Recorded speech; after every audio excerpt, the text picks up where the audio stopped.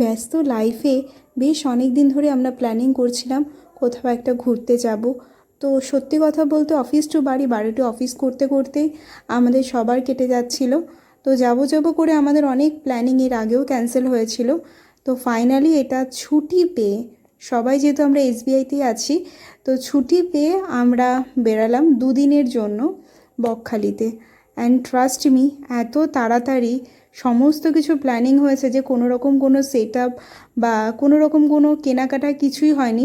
বাড়িতে যা ছিল সেইগুলোই ব্যাগপত্রে ভরে নিয়ে সোজা চললাম সকালে ট্রেন ধরে বকখালির উদ্দেশ্যে। অ্যান্ড জার্নিটা যে এতটা শর্ট টাইমের মধ্যে এতভাবে আমরা এনজয় করবো যে কি বলবো আর। তো ট্রেনে করে সোজা চলে গেলাম বকখালি। তারপরে সেখান থেকে রুম খোঁজাখুঁজি করার পরে ফাইনালি আমরা একটা রুম পেলাম ছোটোখাটোর মধ্যে। আর পকেটে টাকাটাও দেখতে হবে, তো সেই অনুযায়ী দেখতে গেলে ঘরটা ঠিকঠাকই ছিল, বাট বাথরুমটা একটু বাজে ছিল, বাট সব মিলিয়ে ঠিকঠাক আমরা ম্যানেজ করে নিয়েছি। তো যাই হোক, এই হচ্ছে আমাদের রুম। আর এখানে আমরা অলরেডি 4জন এসে পৌঁছেছি, আর একজন মানে আর দুজন নিচে ফর্মালিটিস যেগুলো থাকে আর কি, ফর্ম ফিল আপ দেন ডকুমেন্ট সাবমিট করা, তো সেইগুলো ওনারা করছিল। তাই ভাবলাম আমরা 4জন গিয়ে উপরের রুমগুলো একটু দেখে আসি। রুমটা বেশ ভালোই বড় ছিল। তো আমি শুরুতে গিয়েই যেটা করছিলাম, জানলাগুলো খুলে দিচ্ছিলাম, দরজা খুলে দিচ্ছিলাম, কারণ আমার আবদ্ধ আর বদ্ধ ঘর একেবারেই পছন্দ না। ঘরে আলো হবে, তো এইগুলো একটুখানি খোলামেলা জায়গা আমার বেশ পছন্দই আর কি হয়। তো এখানে দেখো আমার বান্ধবীকে আমি অলরেডি রাগিয়ে দিয়েছি, কারণ ওখানে গিয়েই শুরু করে দিয়েছি যে অফিসে মানে অফিস বলছি কেন, যে রুমে ওয়াইফাই হবে। তো তো ওরা সবাই আমাকে প্যাক দিচ্ছিল যে এই যে 1000-1200 টাকার রুম ভাড়া করে তুই ওয়াইফাই কেন, আরও কত কিছু আশা করছিস। তো যাই হোক, এটা নিয়ে আমরা অনেকক্ষণ আড্ডা মারছিলাম। তো অনেক সকাল সকাল বেরিয়ে পড়ার কারণেই আমাদের খাওয়া হয়নি, আর আমি তো স্নান না করেই বেরিয়েছিলাম। তাই ফার্স্টে গিয়েই ফ্রেশ হয়ে নিয়েছি, খাওয়া দাওয়া করে নিয়েছি আগে, তারপরে ঘুরতে যাব। আর আমরা যখন গিয়ে বকখালিতে পৌঁছেছি তখন প্রায় 1টা-1:30 বাজে, আর প্রচুর খিদে পেয়েছিল।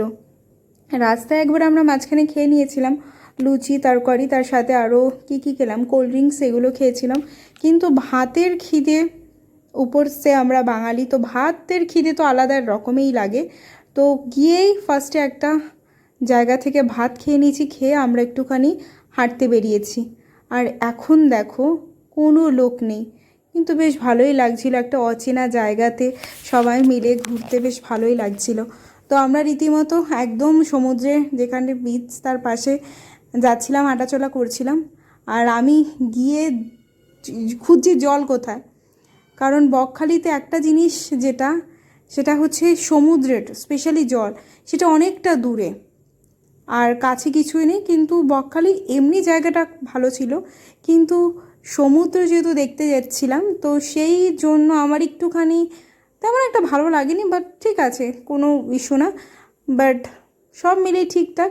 আর সেই অনুযায়ী দেখতে গেলে দীঘা থেকে বকখালি ঠিক আছে, কিন্তু আমার অতটাও ভালো লাগেনি। বকখালিতে এক্সপিরিয়েন্সটা খুবই বাজে, and for the first time ঘুরতে গিয়ে একটুখানি আপসেট হয়ে পড়েছি, কারণ প্লেসটার সম্বন্ধে আমার আইডিয়া ছিল না। কারণ আমি এর আগে ইউটিউবে দেখেছিলাম টুকটাক জায়গা, হয়তো ওই যে তোমরা দেখতে পাচ্ছ কি না জানি না, ক্যামেরা দেখো অনেকটা দূর থেকে জল দেখা যাচ্ছে, সমুদ্রের জল, মাঝখানে আবার কিছুটা জায়গা ফাঁকা, তারও অনেকটা দূর আর কি হেঁটে গিয়ে তারপরে সমুদ্রের জল। তো সব মিলিয়ে ঠিকঠাকই ছিল, বাট প্লেসটা ঠিকঠাক ছিল, বাট সমুদ্রে যেহেতু গেছি, তো জল না থাকলে যেটা হয়। তো আমার ঘোরার এক্সপিরিয়েন্স অনুযায়ী যদি বলি, একদমই বাজে একটা এক্সপিরিয়েন্স, কারণ প্লেস অনুযায়ী আর যেটা এক্সপেকটেশন ছিল সেই অনুযায়ী খুবই বাজে কেটেছে। তোমাদের কাদের কাদের বকখালি স্পেশালি ভাল লাগে আমাকে কমেন্টে জানিও। আমার বোন তো ভীষণ এনজয় করছিল, বাট আমারও ঠিকঠাক লাগছিলো, এটা আননোন প্লেস। বাট ওই যে বললাম সমুদ্রেতে জল নেই, তার জন্য আমার অতটা বেশি ভালো লাগেনি। তো তোমাদের কেমন